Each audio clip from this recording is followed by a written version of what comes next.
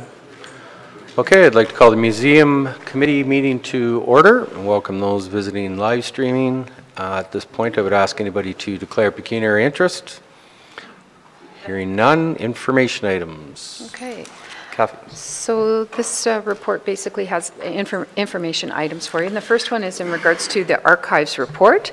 And the archives report, basically what we have is a combination of the Q3 numbers. So you'll see that in the report we talk about the donations. We've received more municipal transfers, specifically from Huron-Kinloss and Saugeen Shores, specifically. Number of researchers are up, which is not surprising considering the fact that this is Q3 and focuses over our summer months. Some stats that are in there is just kind of where our researchers are coming from. Interesting to note that 76 of them were new researchers, and we're still seeing a lot of researchers within the county, but obviously from other parts of Ontario across the province, and one was noted specifically from Holland. So we are continuing to get a lot of requests and information. Also in the report is mentioned the visitors to date other than researchers coming in. So that's in combination of people coming in, just walkthroughs in the museum as well, and coming into the archives.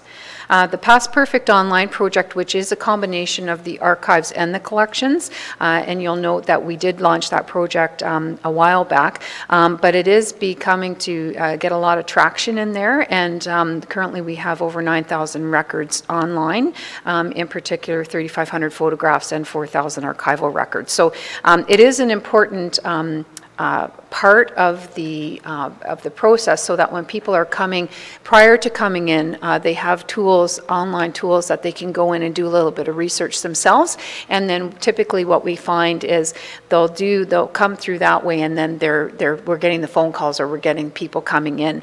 So it is an important tool, and that is ongoing for us, and will be a continued project moving forward. Bruce Remembers, very timely in terms of Remembrance Day coming up. Basically now we're over 7,000 people identified on the site. We continue to reach out to various groups, and as people have various information, we're adding to this. So the important thing about both Past Perfect Online and Bruce Remembers is that they are they're always changing, right? So we give people a reason to come back more and more often, because the information is always being updated and new things are being added. So that's the report for the archives. And the next report is in regards to business and sponsorship. So you'll see that in particular we're starting to reach out for our 2018 asks. There is one pending for Bruce Power, and in regards to Riding the Rails exhibition, we're working with the local Rotary clubs. In particular, those are the Rotary clubs where the rail portion of the exhibit had stopped. So we're reaching out to those clubs as well, and waiting to hear back on their commitments for those projects. And then we move into the education report. So again, our Munchkin program is wrapped up now, and Good Preschool program. We've partnered with several different community members as well as library on this program, and it continues to be one that is well used by the community members. Again, it deals with the more preschool level of children.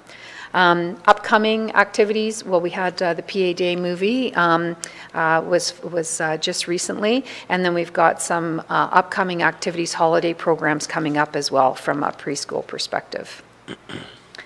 And in the marketing report, there were two additional I guess, community partners that came to us this year, and we did manage to work with them. One was on a hosted exhibit which traveled in Bruce County as well as Bruce County, and we were happy to host that at the museum. It was an exhibit called Home in a Distant Land, and it was in regards to the Chinese heritage within Grey and Bruce. So that exhibit is still traveling. And the individual who worked on that exhibit did get a grant through the 150, so we were happy to partner with that individual on that project, and we're looking to do more work in regards to Chinese culture within Bruce County in the future. The first Pride Parade was held in Kincardine, as everyone knows, back in June, and so we do have a display of the flag and the memorabilia, which will be traveling as well, and it'll be at the museum coming up in November through December. And also in community outreach, part of our creating countywide awareness, our marketing coordinator has been out. This is the second Arts Ignite that's happened in Kincardine, and we participated at that, as well as the Community Information Expo that was held up in Wyerton. So again, we're trying to get out more and more to the various municipalities so that we're spreading the word and hopefully creating that countywide awareness further throughout the county. And then we have, as the final report, is in regards to our programming. So a sold-out event for the Brews and Bites, which is a very popular adult-only event that we host. It was beer tasting. The Day of the Dead Festival was also, this was more of a family event, and again, we were promoting that programming in conjunction with our Fields of Dreams exhibition. So this particular event took place on October 21st, and we had over 120 guests attend. It was a paid event, but what was really interesting was we were able to draw externally as well, outside of the county. So while many attended that are from Bruce County, we were drawing on Mexican heritage outside. So we had people from Dundalk, we had people from Owen Sound, we had people from Hanover that were coming. So, and the comment was that they were really thrilled to see this type of programming taking place at the museum. So as we move forward, what our plan will be is to continue to focus on particular cultures that are relevant in the county, and then we'll continue to do programming specifically related to those cultures as well, both from a fun, entertainment, and an educational perspective as well. The Sheeter performance of You Can't Throw Your Granny Off the Bus was completed October 24th, and that was through a grant with Sheeter. So we had, again, lots of local seniors that participated in that performance as well, and that performance moved around as well within Grey and Bruce County. So some upcoming events, actually, this Saturday will be our Time to Remember. So we have some wartime songs, but we also have a specific talk on the Halifax Harbor explosion, and we have someone coming in specifically for that Saturday evening. And then next week we're following up with our museum mixer, which again is an adult-only event, but it's taking the museum at a different level. It's an adult-only evening event, and the theme for this one is Under the Big Top. So we're working with a theater group, a circus theater group out of Owen Sound. And they will be doing some circus skill workshops for the crowd. But basically the entire museum is open in the evening and people can stroll through. There'll be different stations, food, etc. So this is probably about our fourth or fifth of these events, and they seem to be really well received as well. And that is the end of the museum report. So I'd be happy to answer any questions if there are any.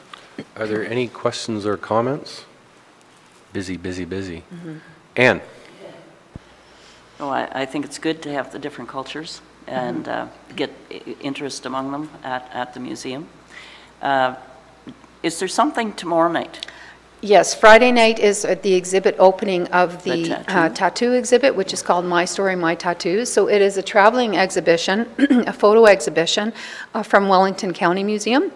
So we reached out to our neighbors, and the exhibit is it's a beautifully done photo exhibit of different individuals and their tattoos, but most importantly is the story behind it. So each of the photographs have the story. Unfortunately, the photographer is not able to come up for the exhibit opening, but the curator from Wellington County, she will be in attendance as well. So that's tomorrow night from 7 to 9. If anyone is able to attend, we'd love to have you. Paul?